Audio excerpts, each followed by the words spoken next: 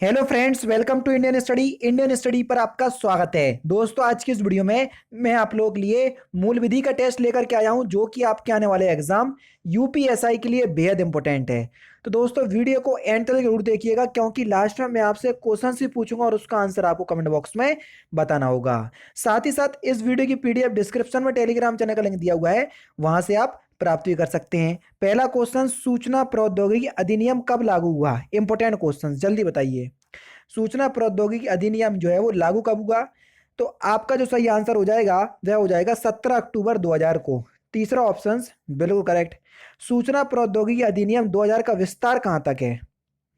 जल्दी बताओ। तो इसका जो विस्तार है सर, संपूर्ण भारत में है। दूसरा ऑप्शन करेक्ट। सूचना प्रौद्योगिकी अधिनियम 2000 की किस धारा में कंप्यूटर को परिभाषित किया गया है? जल्दी बताइए, किस धारा में कंप्यूटर को परिभाषित किया गया है? तो सही आंसर हो जाएगा आपका धारा 2 झा में। चौथा ऑप्शन यहां पर आपका बिल्कुल करेक्ट हो जाएगा।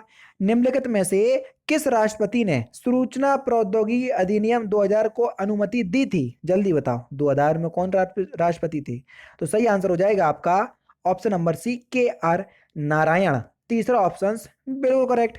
नेक्स्ट क्वेश्चन, सूचना प्रौद्योगिकी अधिनियम 2000 बनने में निम्नलिखित में से किस अधिनियम में संशोधन किया गया?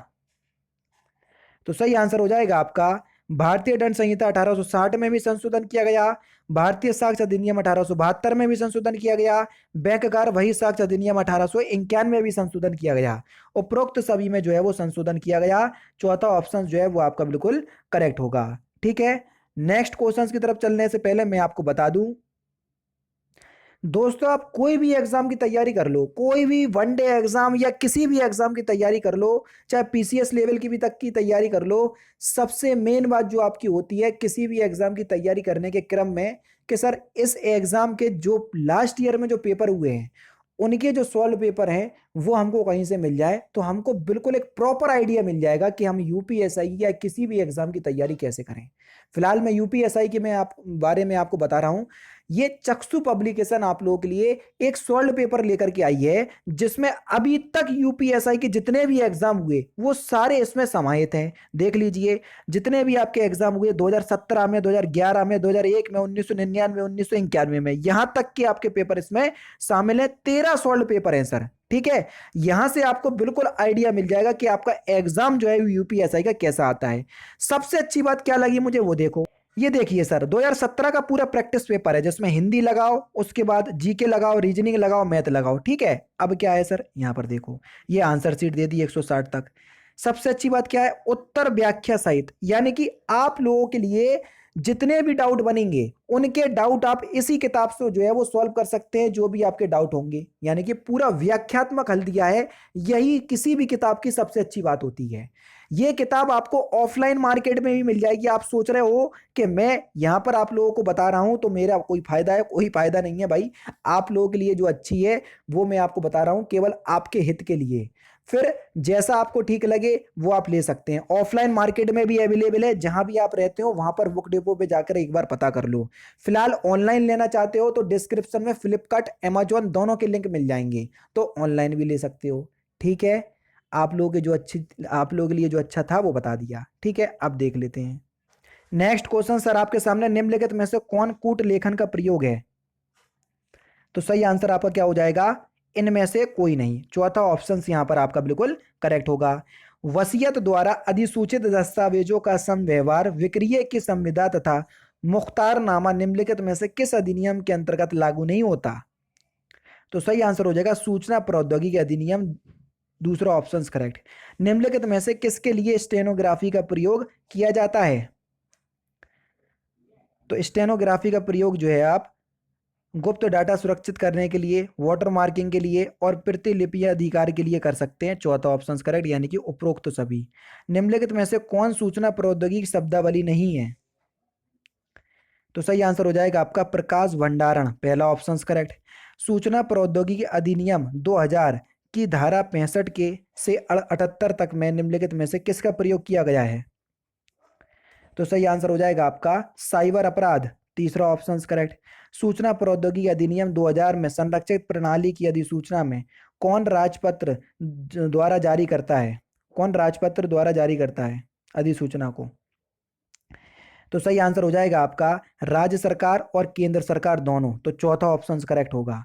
निम्नलिखित में से कौन सूचना प्रौद्योगिकी अधिनियम की धारा 66F के अंतर्गत अपराधों का विचारण करता है?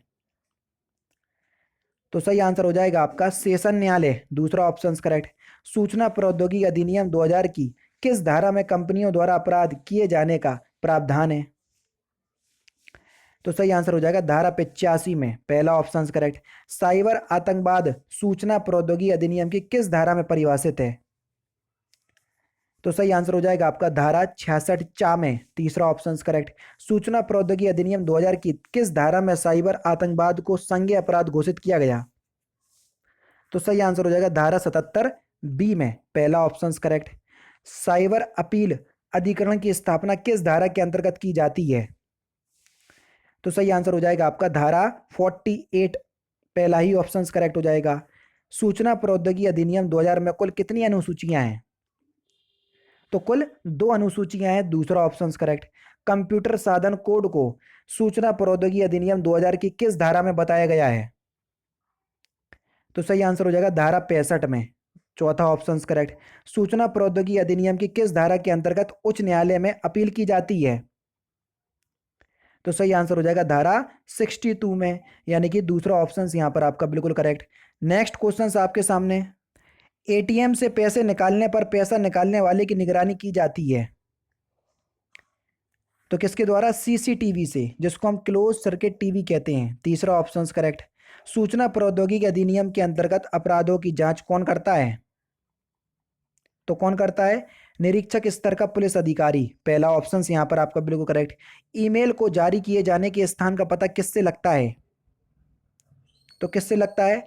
तो सही आंसर हो जाएगा नेटवर्क सेवादाता द्वारा की गई आईपी एड्रेस से, तीसरा ऑप्शन करेक्ट। सूचना प्रौद्योगिकी अधिनियम की किस धारा के अंतर्गत साइबर अपराध को असमनीय अपराध घोषित किया गया है? तो सही आंसर हो जाएगा आपका धारा 77A में, पहला ही ऑप्शन करेक्ट। साइबर अपराध में दंड का प्रावधान किस विधि के अंतर्गत दिया गया है? तो सही आंसर हो जाएगा सूचना प्रौद्योगिकी अधिनियम, पहला ही ऑप्शन करेक्ट।